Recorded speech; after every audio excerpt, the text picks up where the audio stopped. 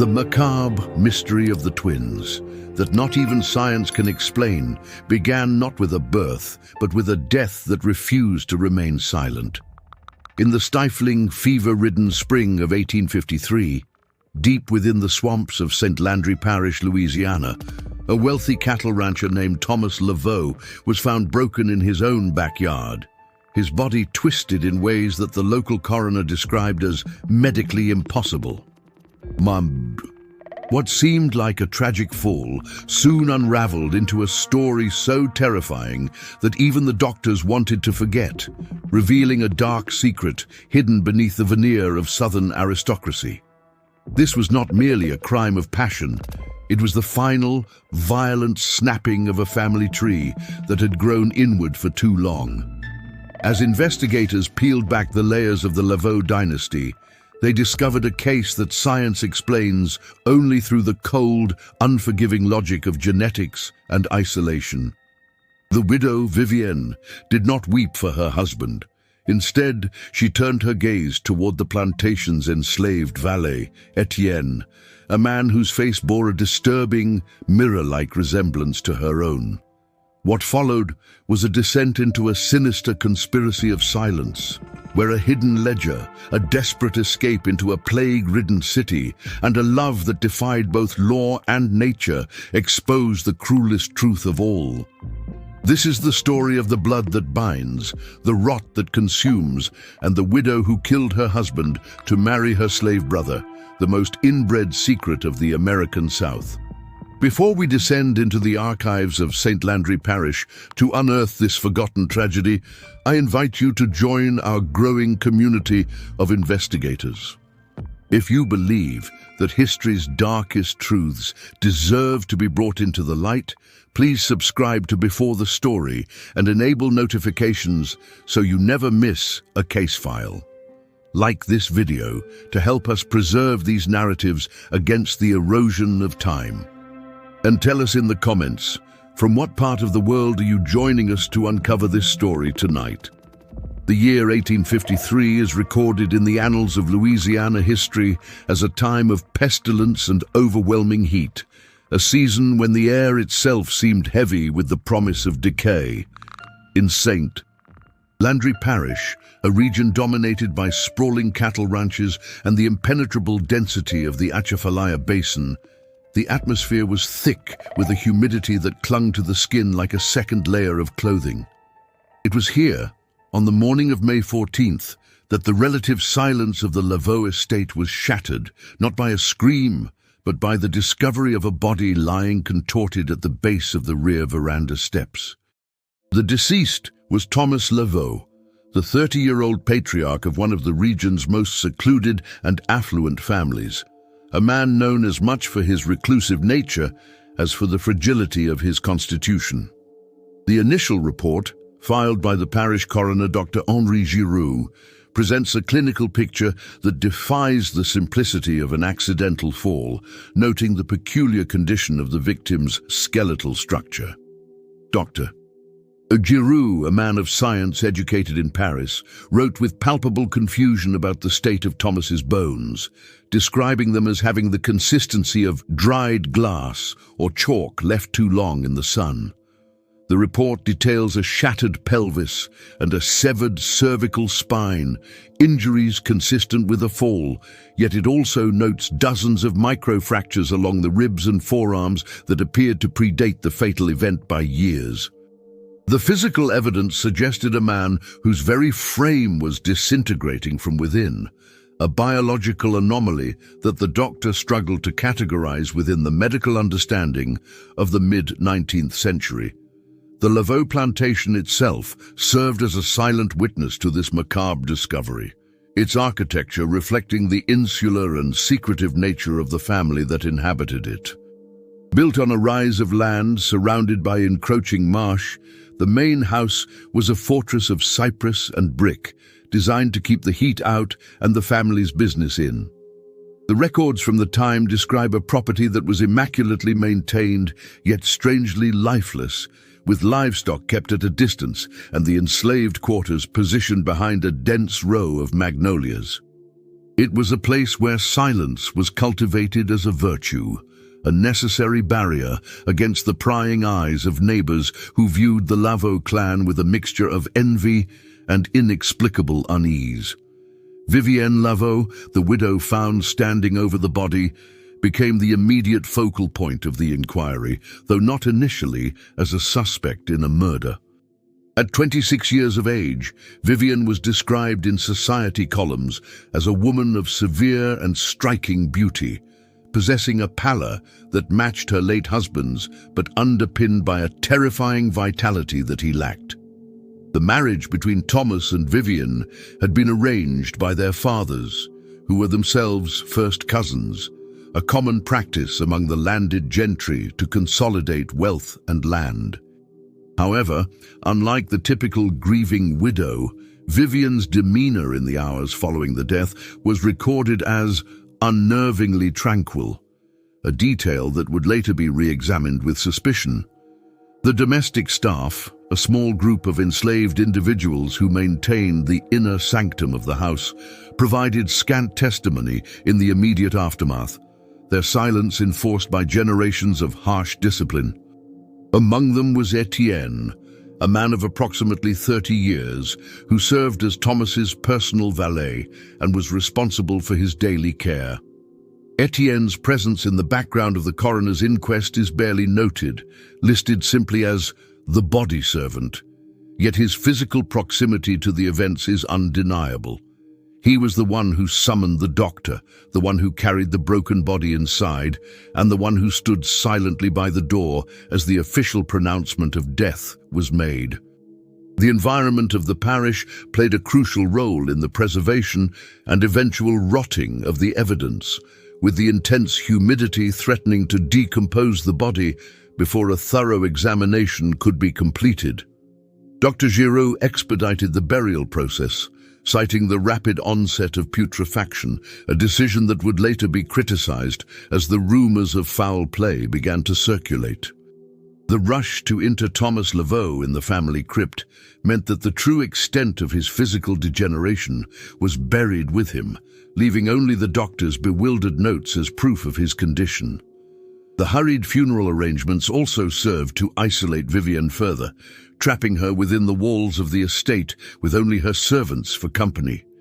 The official cause of death was listed as accidental fall causing fatal trauma to the neck and spine, a verdict that satisfied the legal requirements of the time, but failed to address the anomalies observed by the doctor. There was no investigation into why a railing on the veranda, described as sturdy oak, had given way, nor why Thomas, who famously walked with a cane due to his weak legs, was navigating the stairs alone before dawn. These questions were left unasked by a local law enforcement apparatus that preferred to avoid scrutinizing the affairs of the powerful, content to write off the tragedy as another misfortune of the rich. Yet, the atmosphere in St. Landry Parish shifted imperceptibly in the days following the burial, as if the earth itself was rejecting the official narrative. Whispers began to drift from the slave quarters to the markets of Opelousas, fragments of conversation that hinted at a different truth hidden behind the Laveau gates. These were not stories of a clumsy fall, but of a confrontation, of voices raised in the dark, and of a sound like snapping dry wood that echoed across the yard. The community, sensitive to the vibrations of scandal, began to watch the grieving widow with newfound intensity, waiting for a crack in her composed facade. The stage was thus set for a drama that would transcend the death of one man, implicating an entire lineage in a conspiracy of blood and silence. The death of Thomas Laveau was not an ending, but an inciting incident that would expose the rot at the heart of the family tree.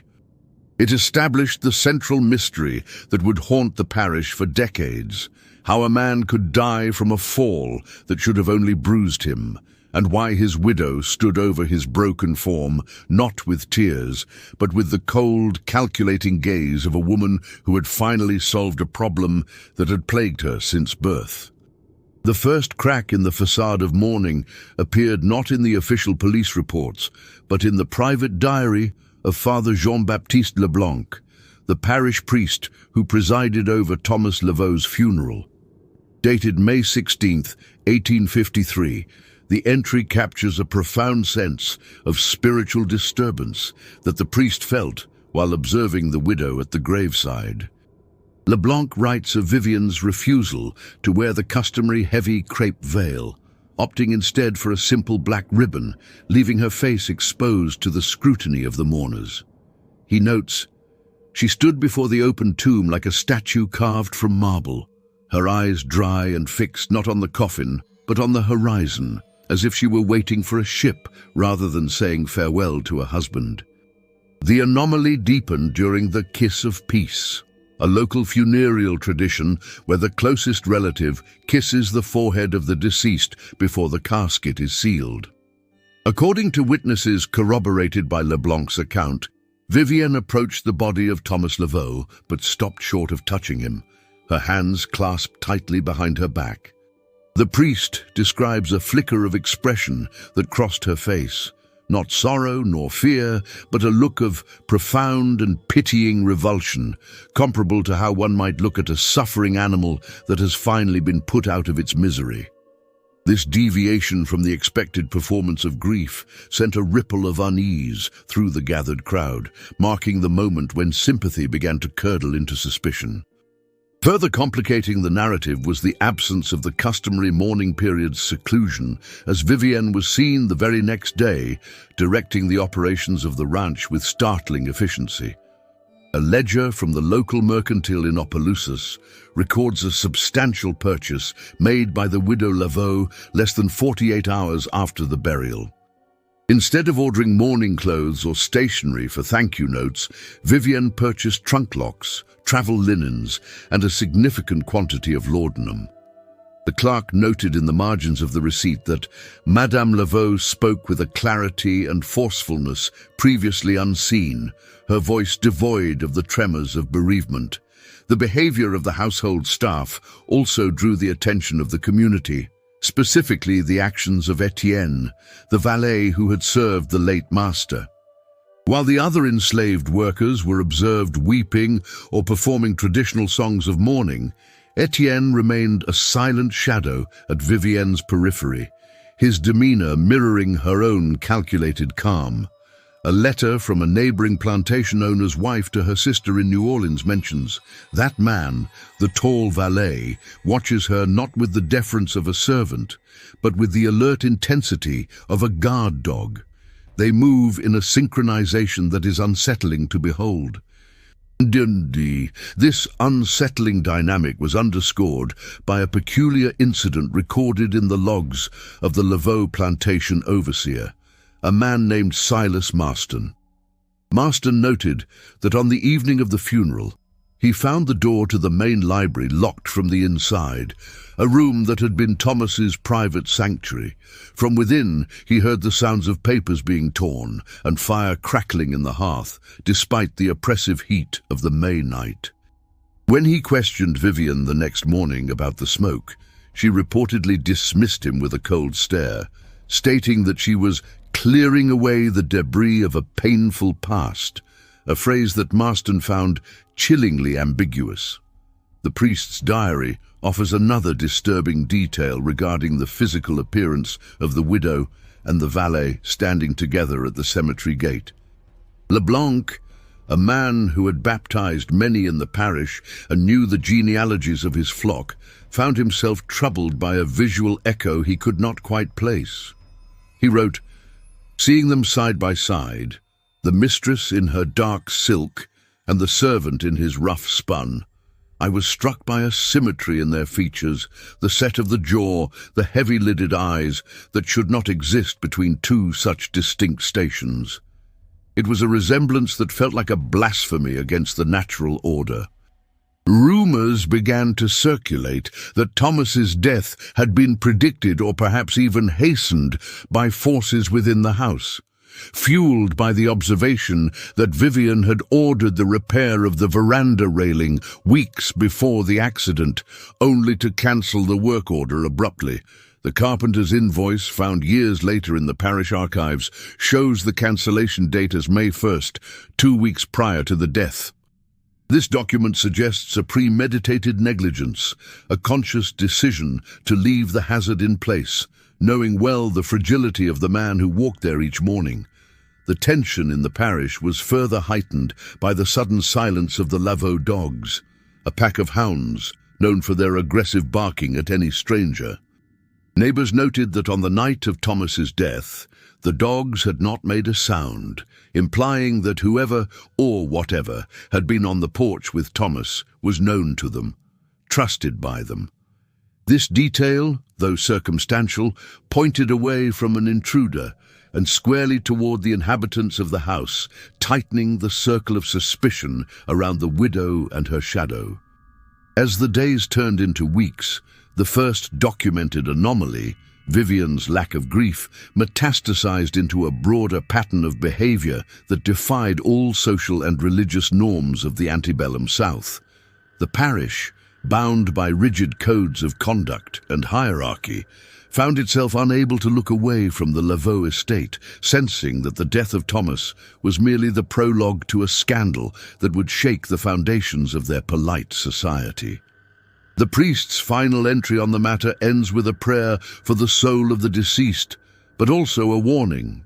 "I fear we have buried a man, but left a monster to roam free in his house." By June of 1853, the behavior of Vivienne Lavaux had transitioned from eccentric to alarmingly erratic, generating a paper trail of anomalies that baffled the local merchant class. The first sign of a radical shift in the household's economy appeared in the records of the Opelousas Cattle Exchange, where Vivienne began liquidating the prize breeding stock of the Lavaux ranch. These were not the desperate sales of a destitute widow, but the calculated dismantling of a legacy. Bulls that had been in the family line for generations were sold for cash at fractions of their value.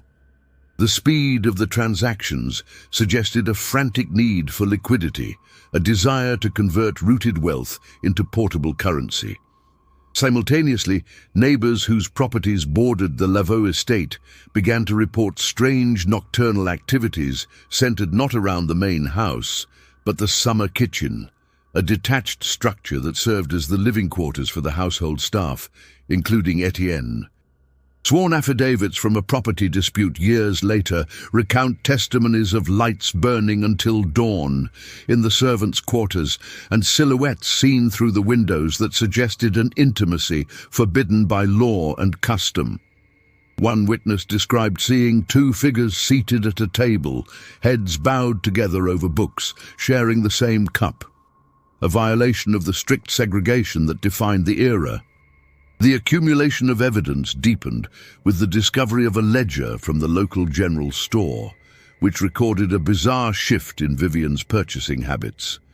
In early June, she ordered fabrics not of black wool or silk, but of white linen and muslin, quantities sufficient for a wedding trousseau rather than widow's weeds.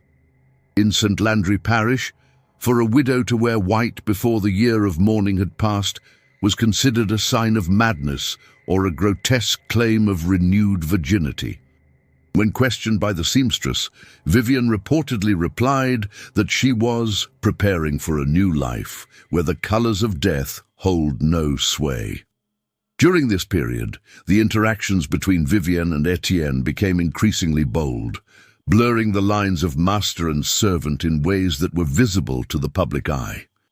A delivery driver for the local mill testified in a later deposition that he arrived at the Lavaux house to find Etienne seated on the veranda, Thomas's favorite spot, while Vivienne read aloud to him from a newspaper. The driver noted the absence of any command in her voice and the relaxed, almost possessive posture of the valet. This tableau, so casually displayed, signaled a collapse of the plantation's hierarchy that terrified the local white population more than any act of violence. The most damning piece of evidence from this period, however, comes from the shipping logs of the Belle of the West, a steamboat that serviced the waterways between Opelousas and New Orleans. The logbook, preserved in the Louisiana State Archives, shows a reservation made on June 10, 1853, for a private cabin. The names recorded by the ticket agent are not Laveau, but Mr. and Mrs. Sans Nom, nameless, a stark and almost mocking pseudonym. The ticket was paid for in gold coin, the exact type received from the sale of the cattle, linking the liquidation of the estate directly to this planned departure.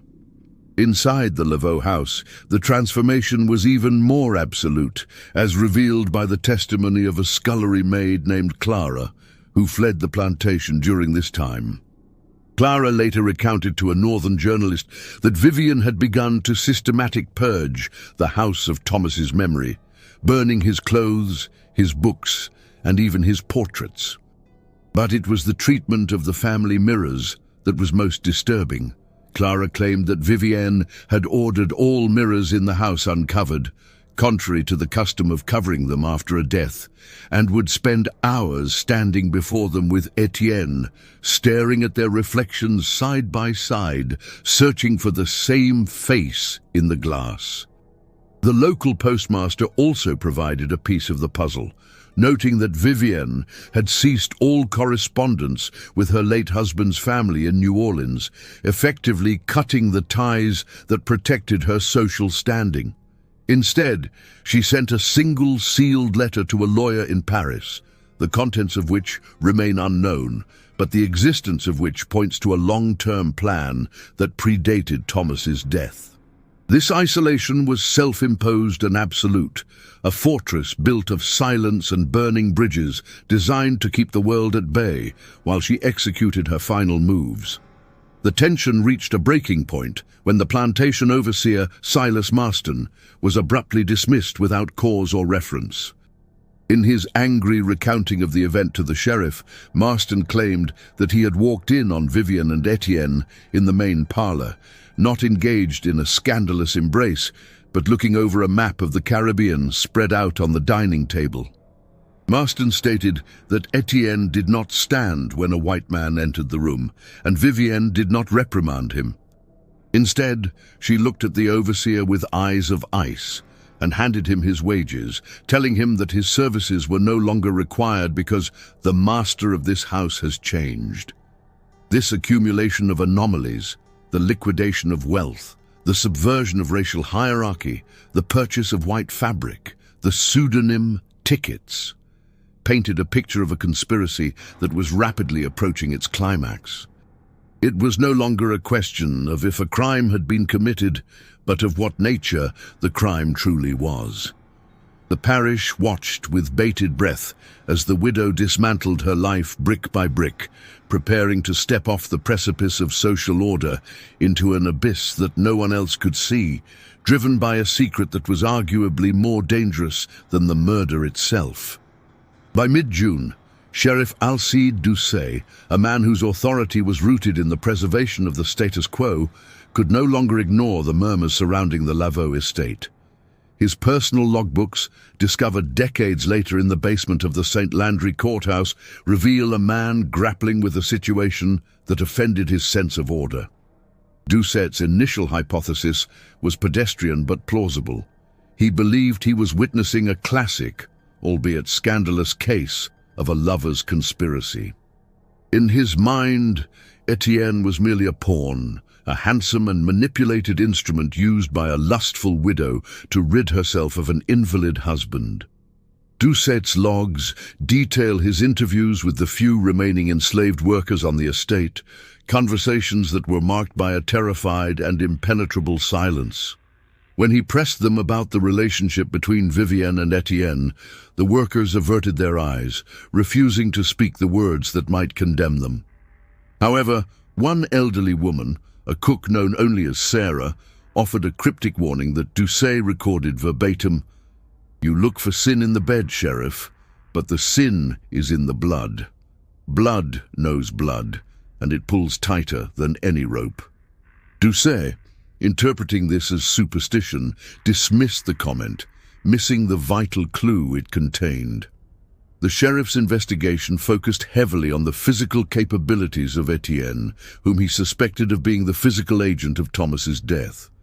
Doucet noted in his files that Etienne was of sound build and unusual intelligence, traits that he viewed as dangerous in a man of his station. He hypothesized that Vivienne had seduced the valet with promises of freedom and wealth, coercing him into staging the accident. This theory allowed Doucet to categorize the crime within the familiar narrative of female manipulation and slave corruption, a story that the parish could understand and condemn without questioning the deeper, more disturbing reality. To substantiate his theory, Doucet began to track the movements of the pair, noting in his journals the brazen way they moved through the property. He observed that Etienne no longer wore the livery of a servant, but was dressed in suits that had belonged to Thomas, suits that had been tailored to fit his broader shoulders. This appropriation of the dead man's clothing was seen by Doucet as the ultimate insult, a macabre trophy-wearing that confirmed his belief in their shared guilt. He wrote, "They parade in the skin of the dead, mocking the justice that is slow to come." Doucet also sought to find the smoking gun that would prove the murder, focusing on the broken veranda railing. He returned to the estate under the guise of a routine check, examining the wood where the railing had snapped. His notes described the wood as dry rot, but he also observed distinct tool marks near the base of the posts, marks that suggested the wood had been weakened intentionally with a saw or chisel. He sketched these markings in his notebook, convinced that they were the handiwork of a carpenter, or perhaps a valet with access to the household tools. The sheriff's hypothesis was further bolstered by the testimony of the dismissed overseer, Silas Marston, who was eager to settle his score with the widow. Marston told Doucet that he had heard Vivienne and Etienne arguing in French late one night, not with the anger of mistress and servant, but with the familiarity of conspirators. Marston claimed to hear Vivienne say, "It is done, and the glass is broken. We cannot step back on the shards." Doucet interpreted the glass as a metaphor for Thomas's fragile body, cementing his belief in a violent, premeditated murder. However, Doucet's theory failed to account for the anomalies that did not fit the lover's narrative. He struggled to explain the lack of romantic affectation between the two. There were no stolen kisses recorded, no furtive embraces. Instead, witnesses described a bond that was ironclad and telepathic, a connection that seemed to bypass romance entirely in favor of something more primal. Doucet noted this contradiction in his margin. They do not look at each other with desire, but with recognition. It is as if they are checking a mirror to ensure they still exist. As the investigation dragged on, Doucet found himself hitting a wall of silence erected by Vivienne herself. When he attempted to question her directly, she met him at the door, blocking his entry with a calm assertion of her rights as a property owner. Doucet recorded her words, which struck him as dangerously educated. "Sheriff, unless you have a warrant signed by a judge, you have no business in my home. The law does not govern grief, nor does it dictate who I may keep in my company." This defiance, coming from a woman he deemed a murderess, only hardened his resolve to see her hanged. The sheriff's first hypothesis, that of a sordid affair turned deadly, was a comfortable lie that protected him from the truth. It allowed him to view Vivienne as a fallen woman and Etienne as a dangerous brute, archetypes that fit neatly into his worldview. He could not yet see that the sin in the blood Sarah spoke of was not a metaphor for lust, but a literal description of a genetic tragedy.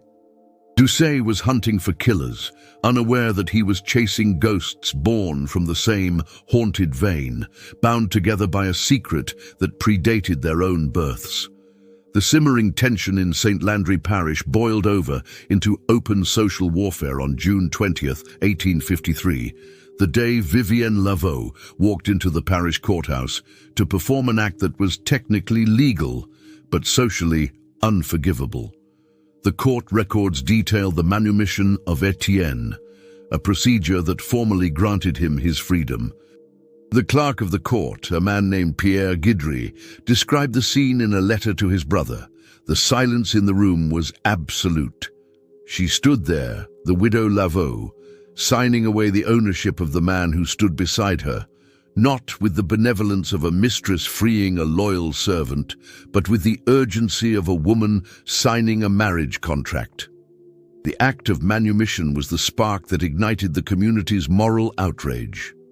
In the deep south of the 1850s, the freeing of an enslaved man in the prime of his life, weeks after the suspicious death of a husband, was interpreted as a confession of guilt. The document itself, preserved in the dusty archives, bears Vivienne's signature, firm and aggressive, and Etienne's mark, an X that was surprisingly steady. However, Guidry noted a peculiar detail.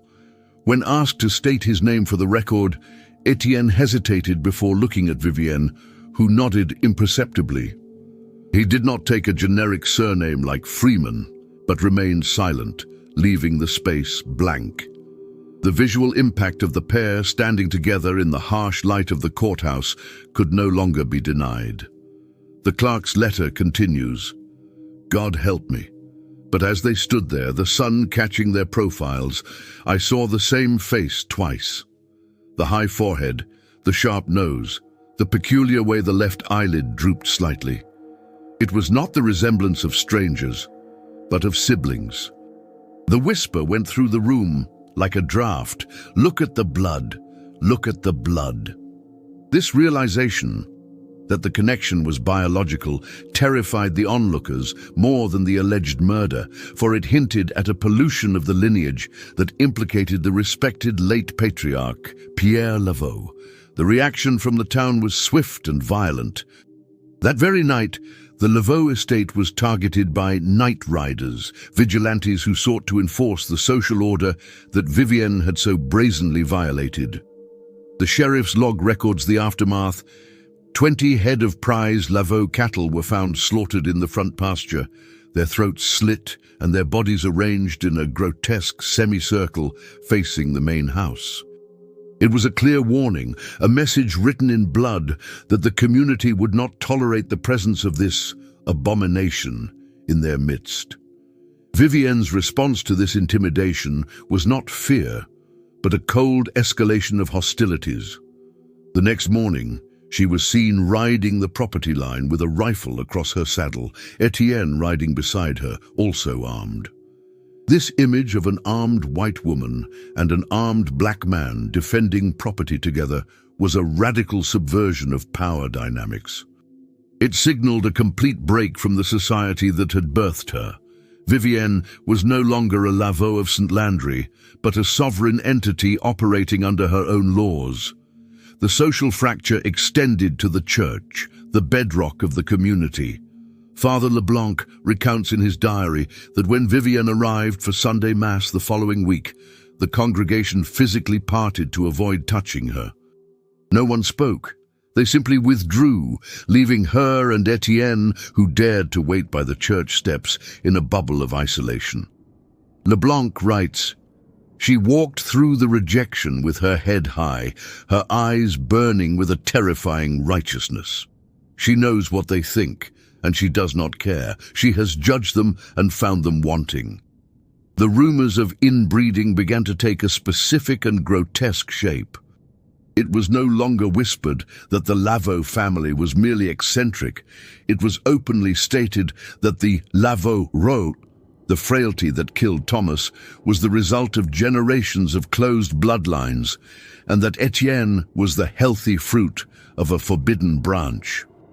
The townspeople began to view Vivienne not just as a murderess, but as a creature of incestuous chaos, a woman who sought to merge the broken legitimate line with the vigorous illegitimate one, creating a union that was biologically sound but socially monstrous. This period marked the death of Vivienne's public persona. She ceased all pretense of being a member of the gentry. She stopped attending the sewing circles, the charity boards, the social calls. In her isolation, she and Etienne became a singular unit, a two-headed beast, as one local newspaper editorial described them. They were seen working the fields together, eating together, and existing in a world of their own making, fueled by the imminent departure that only they knew was coming.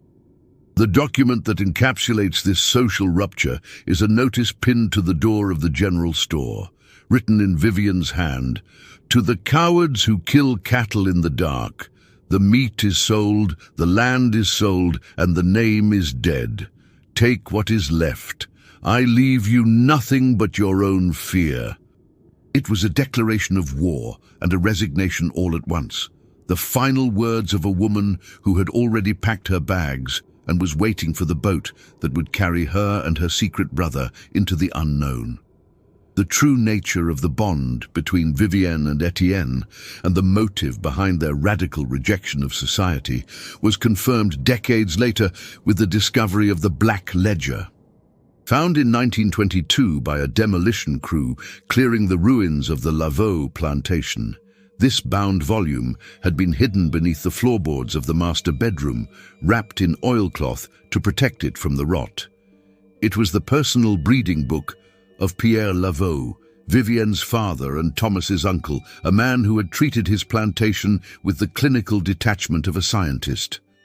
The ledger is a horrifying artifact of the antebellum mind, listing the births of livestock and enslaved children on the same pages, with no distinction made between the two. However, the entries from the years 1826 and 1827 reveal the irrefutable truth that fueled the tragedy. On November 12, 1826, Pierre recorded the birth of male child Etienne to the house servant Sarah. Sired by PL attributes: strong, clear lungs, vigorous. Less than a year later, on August 4, 1827, he recorded the birth of female child Vivienne to wife Marie. Attributes: small, pale, cries weakly, constitution doubtful. The handwriting in the ledger betrays a cold preference that must have haunted the legitimate heirs. Next to Etienne's entry, Pierre added detailed notes over the years. Boy shows quick intelligence, learns French rapidly, tall and robust. In contrast, the entries for Vivienne are sparse and critical, feverish. Bones appear brittle like her mother's, likely to be barren. The ledger stands as documentary proof that the patriarch viewed his illegitimate son as the superior genetic specimen, while his legitimate daughter was seen as the culmination of a failing bloodline. The impact of this knowledge on Vivienne, who likely discovered the ledger after her father's death, cannot be overstated. It reframed her entire existence. She was not merely the mistress of the house, she was the weak copy, while the servant who poured her wine was the vigorous original. The ledger explains the mirror behavior observed by witnesses. They were not looking for romance, but for the shared traits that proved they were two halves of the same whole. It was a search for biological validation in a world that denied their kinship. Furthermore, the ledger contained a terrifying prognosis for the Lavaux legitimate line. Pierre had noted, "The blood thins with each crossing. Thomas, nephew, shows signs of the glass bone. Vivienne carries the same marker. To breed them is to end the line in dust." This entry provides the context for Thomas's death. It suggests that Vivienne knew her husband was doomed to shatter, that his death was a biological inevitability accelerated by gravity. It also implies that her refusal to have children with Thomas was an act of mercy, a refusal to continue the rot that her father had documented so meticulously. The discovery of the ledger also clarified the nature of the marriage between the siblings. It was not a union of reproduction, Vivienne knew the dangers of that, but a union of survival. They were the last two survivors of a cruel experiment, banding together against a world that categorized one as property and the other as a porcelain doll. The ledger was the holy book of their shared trauma, the only document that acknowledged the truth of their blood. When the ledger was analyzed by historians in the 20th century, the Black Ledger became a symbol of the most inbred secret. It proved that the Laveau family knew of their degeneration and chose to ignore it in favor of racial purity, while the cure, the introduction of new blood, was kept in shackles. Vivienne's rebellion was, in essence, an acceptance of her father's secret hypothesis that Etienne was the true heir, and she was merely the vessel of the name. The physical condition of the ledger itself speaks to its importance.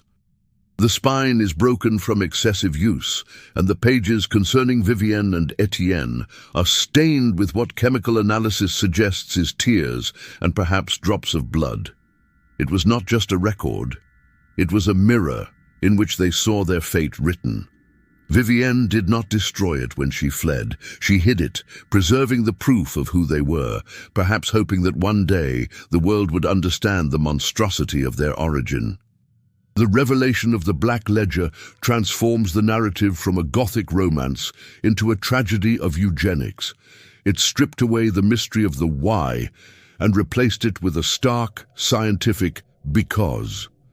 They ran not to be lovers, but to be the only thing they were allowed to be in the dark, brother and sister, survivors of a house built on bone and silence.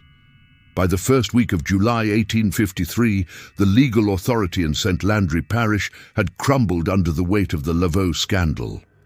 Sheriff Doucet, driven by public pressure and his own obsession, finally obtained a warrant for the arrest of Etienne, not for murder, but for insolence and vagrancy, trumped-up charges designed to bring him into custody where a confession regarding Thomas's death could be extracted. The sheriff gathered a posse of deputies, men emboldened by whiskey and righteousness, and rode to the plantation at dawn, expecting a siege. What they found was a vacuum. The Laveau estate was not barricaded, it was abandoned. The front gates were wide open, swaying in the stagnant morning breeze. The silence that hung over the property was described in the sheriff's log as heavy and unnatural, devoid of even the birds. When the men kicked down the front door, they found the interior of the house in a state of meticulous devastation. It was not ransacked, it was gutted of its identity. The furniture had been covered in white sheets, resembling shrouds for the dead objects beneath. But the most shocking violence had been visited upon the gallery of family portraits in the main hall. Every painting depicting a male Laveau, Thomas, Pierre, and the grandfathers before them, had been slashed methodically. The canvas faces were flayed open, leaving gaping holes where the eyes and mouths had been. The portraits of the women, however, were left untouched, a silent testament to Vivienne's anger directed solely at the patriarchy that had engineered her misery. In the center of the dining table, secured by a silver candlestick, was a letter addressed to Sheriff Doucet. The letter, written in Vivienne's elegant, sharp script, did not contain a confession or a plea. Instead, it contained a single transcription of Article 7 of the Louisiana Civil Code regarding natural rights. Below the legal text, she had written a personal addendum. The law binds the living. We are ghosts. You cannot arrest what is already gone. This intellectual taunt infuriated Doucet, who saw it as a final humiliation delivered by a woman who thought herself above the law. The collapse of authority was total. The sheriff had failed to prevent the crime, failed to protect the social order, and failed to capture the fugitives. The empty house stood as a monument to his impotence. To save face, Doucet ordered the house sealed and burned the slashed portraits in the yard, an act of destruction that mimicked the erasure Vivienne had already performed. He told the gathered men that the witches had fled to the swamp and would surely die there, a lie designed to placate the mob that demanded blood. However, the reality of their escape was far more calculated. A stable boy, found hiding in the hayloft, eventually confessed that he had driven Vivian and Etienne to the river landing 2 nights prior. He described them as calm and terrible, dressed in travel clothes, carrying only 2 small trunks and the heavy ledger. He claimed that before they boarded the skiff that would take them to the steamboat, Vivian handed him a bag of gold coins and said, "Forget us. We were never here. The Laveau name dies with the weeds." The sheriff's logs from this day descend into illegible scrawls of rage. He realized that the inbred secret had escaped his jurisdiction. The breakdown of his authority mirrored the breakdown of the plantation itself. Without the rigid enforcement of roles, the entire structure collapsed. The weeds were already encroaching on the manicured lawns, and the cattle were wandering into the marshes. The Laveau Empire had ended not with a bang, but with an empty house and a slashed canvas. This event marked the end of the investigation in St. Landry Parish. The case was officially closed, as fugitives presumed dead by elements. But the file remained open on Doucet's desk. He knew they weren't dead. He knew they were moving south, toward the city, where the law dissolved into chaos. The collapse of his authority at the plantation gates was only the beginning of a pursuit that would take him into the heart of a pestilence that recognized no badge and no name. The narrative of Vivian and Etienne's flight might have ended in the realm of folklore if not for the discovery of a specific steamboat manifest in 1998, found misfiled in the archives of the Port of New Orleans. The document details the passenger list of the Belle of the West, which docked in New Orleans on July 12, 1853. Amidst the list of cotton brokers and gamblers, 2 names stand out: V. Laveau and E. Laveau. The use of the family name for both, claiming a kinship that was legally impossible, was a brazen act of defiance. They were hiding in plain sight, protected by the sheer audacity of their lie. Accompanying this manifest was a letter found in a collection of correspondence from a passenger named Clarice Dumont to her mother in Baton Rouge. Clarice writes with scandalized fascination about the strange couple in cabin 4. "They sit on the deck in the evenings," she penned, "holding hands with a grip that turns their knuckles white. They do not speak much, but they stare at the water as if they are looking for a reflection. It is terrifying to look at them. It is like seeing a person looking into a mirror that has turned dark. They share the same eyes, the same nose, the same weary soul." This description confirms the mirror motif that haunted their lives. Free from the plantation, they did not revert to master and servant, nor did they play the role of lovers in a traditional sense. They existed as twin pillars of a collapsed temple. Clarice also noted a physical detail that science would later explain. The woman walks with a cane, though she is young. She seems fragile, as if a strong wind could break her. The man supports her, his strength serving as her skeleton. It is a symbiosis that is uncomfortable to witness. The manifest also records their destination, New Orleans. This destination was baffling to historians initially. In July 1853, New Orleans was the epicenter of the worst yellow fever epidemic in American history. Thousands were dying weekly. The city was known as the necropolis. Why would 2 fugitives running for their lives head directly into the mouth of a plague? The answer lay in the chaos itself. The fever was the ultimate cover. In a city where bodies were stacked like cordwood on street corners, 2 more ghosts would not be noticed. The plague was their sanctuary. A secondary source, a receipt from a boarding house in the French Quarter, dated July 14, 1853, shows that they rented a room on Dumaine Street. The landlord noted in his ledger, "Paid in gold. No questions asked. They stay inside. The woman is sick, but not with the fever. She is sick with the bone ache." This confirms that Vivian's genetic condition, the brittle bones that killed Thomas, was advancing. She was running out of time, and she knew it. The hidden source reveals the tragedy of their escape. It was not a journey to a new life of happiness, but a funeral march to a place where they could die on their own terms. The letter from Clarice Dumont ends with a chilling observation. I asked the man if they were afraid of the Yellow Jack. He looked at me with those dark Laveau eyes and said, "The fever burns the blood. We are already burnt. It cannot touch us." These documents bridge the gap between the rural mystery and the urban horror that followed. They show the transition of Vivienne and Etienne from fugitives to pilgrims, journeying toward a death that they viewed as a liberation. The Belle of the West carried them not away from danger, but into the only fire hot enough to cleanse the history they carried in their veins. The decision to enter New Orleans during the height of the epidemic was not an act of madness, but a calculated strategic move, justified by the relentless pursuit of Sheriff Doucet. Records from the Orleans Parish Constabulary show that Doucet arrived in the city 3 days after the Lavaux, deputized by his own obsession to hunt them down. He believed that God had sent the plague to punish the wicked, and he intended to be the instrument of that divine justice. Vivienne, however, anticipated this.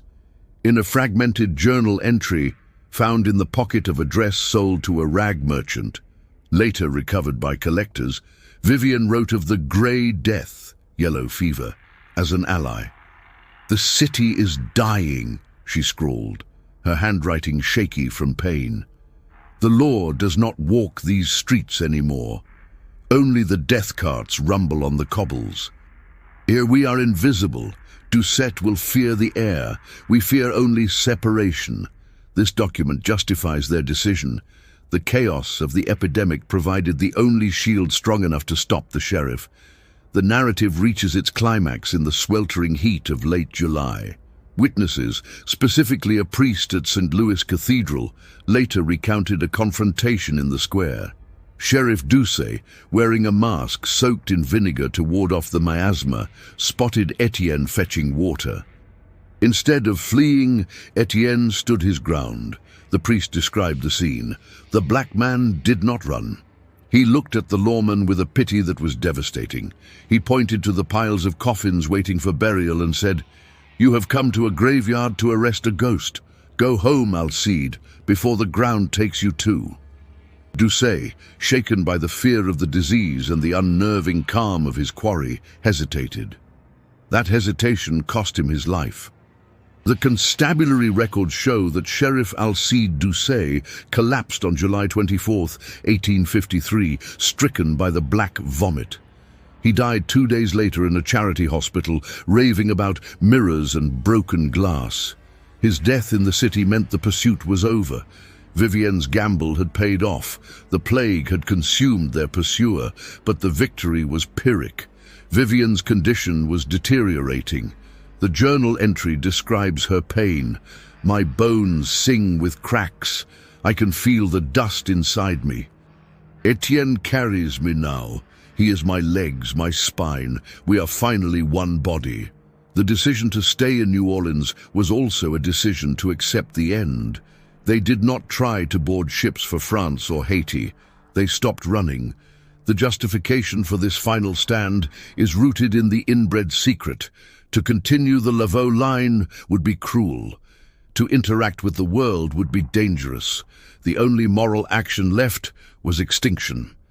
Vivienne wrote, "We are the period at the end of a long misspelled sentence. We will not write another word."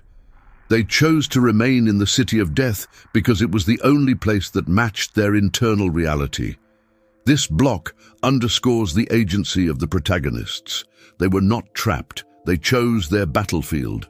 They used the historical catastrophe of 1853 as a weapon against the social catastrophe of their lives. The horror of the plague is juxtaposed with the horror of their genetic destiny, and in that comparison, the plague seems almost merciful. The final and most devastating piece of evidence is a last will and testament, drafted on August 1st, 1853, and filed with a notary public on Royal Street, who succumbed to the fever days later. The document lay in a sealed box of unclaimed probate records for over a century until it was catalogued in 2002. It is signed by Vivienne Laveau and witnessed by Etienne Laveau. The contents serve as both a legal directive and a confession, offering the final truth about the death of Thomas Laveau. In the will, Vivienne bequeaths the entirety of her remaining assets, mostly gold coin, to the Society for Orphans of Color in New Orleans, a final act of redistribution that stripped the white Laveau lineage of its wealth. But it is the addendum regarding Thomas that carries the narrative weight. Vivienne dictates, "Let it be known that I did not push my husband. The Laveau blood broke him. He fell because his hip shattered under his own weight as he struck my brother. I watched him fall. I heard the glass break. I did not call the doctor because there is no cure for what we are. I let the silence take him." This confession recontextualizes the murder.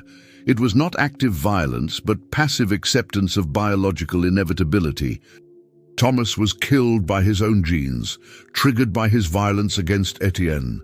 Vivienne's crime was not murder, but the refusal to intervene in the natural selection that her father's ledger had predicted. She judged Thomas as broken and Etienne as whole, and she allowed the broken pieces to be swept away. The signature of Etienne is equally powerful. Beneath his name he wrote two words, husband and brother. In the legal context of 1853, this was an admission of two capital crimes, miscegenation and incest. By writing it down, Etienne claimed his identity in the face of a system that denied him both roles. He asserted his blood right to the Laveau name and his emotional right to Vivienne. It was a suicide note in the form of a signature, a permanent record of the taboo they had embodied. The document also reveals their final plan. They requested no funeral, no markers. "We return to the earth as we came," the will reads, "unmarked and unremembered. Let the Laveau name rot with the rest of this city." The document is stained with the sweat and grime of the epidemic, a physical artifact of their final days in the quarantine zone. Historians interpret this will as the ultimate act of rebellion. By leaving their money to orphans of color and confessing their crimes for posterity, they ensured that if the document were ever found, the shame would be eternal for the white Laveau descendants. But the truth would be vindicated. The inbred secret was not just that they were related, but that they loved each other because of that relation, finding solace in the shared trauma of their creation. The interpretation of this source closes the circle of the mystery. Science explains the brittle bones, history explains the social laws, but only this document explains the human heart in the grip of such darkness. It is a testament to a love that was monstrous to the world, but the only salvation for the two people trapped inside it.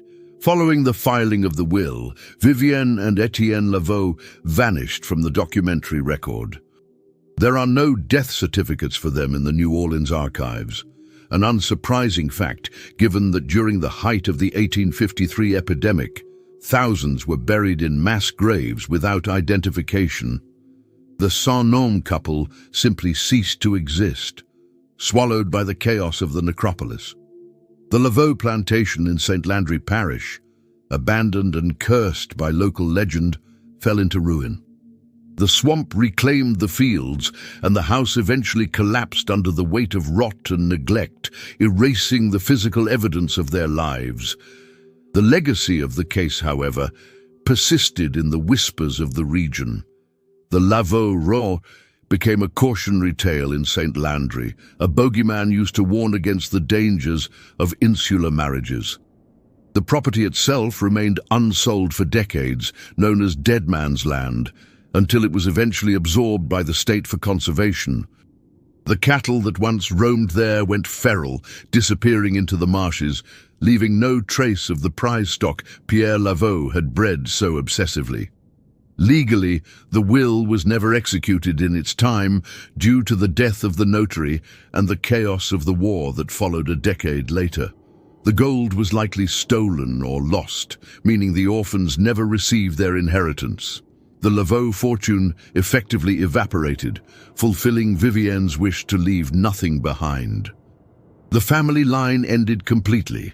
There were no other heirs, and the distant cousins in France wanted nothing to do with the scandal-plagued American branch. In the 20th century, the story was rediscovered by medical historians studying genetic disorders in antebellum populations. The description of Thomas's dried glass bones was retroactively diagnosed as a severe form of osteogenesis imperfecta, exacerbated by the repeated consanguineous marriages of the Laveau ancestors. Science finally provided the explanation that Dr. Giroux could not. The family had bred themselves into fragility. Vivienne and Thomas were victims of a genetic math that rarely ends well, while Etienne, thanks to his mother's outside blood, had escaped the curse. The consequence of this story is a grim reminder of the cost of purity. The Lavaux sought to keep their bloodline pure to protect their wealth, but in doing so, they created the very poison that destroyed them.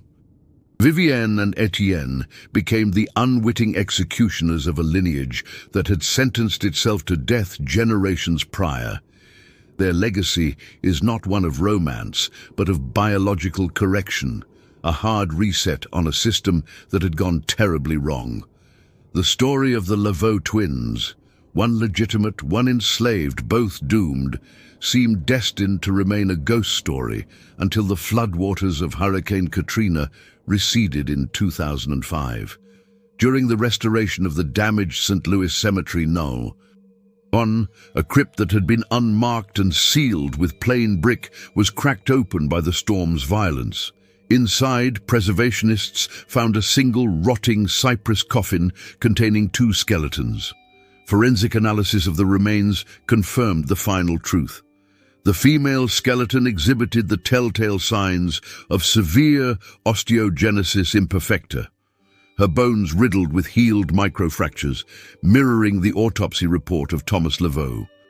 The male skeleton lying beside her was robust and showed no such defects, but it was their position that silenced the researchers.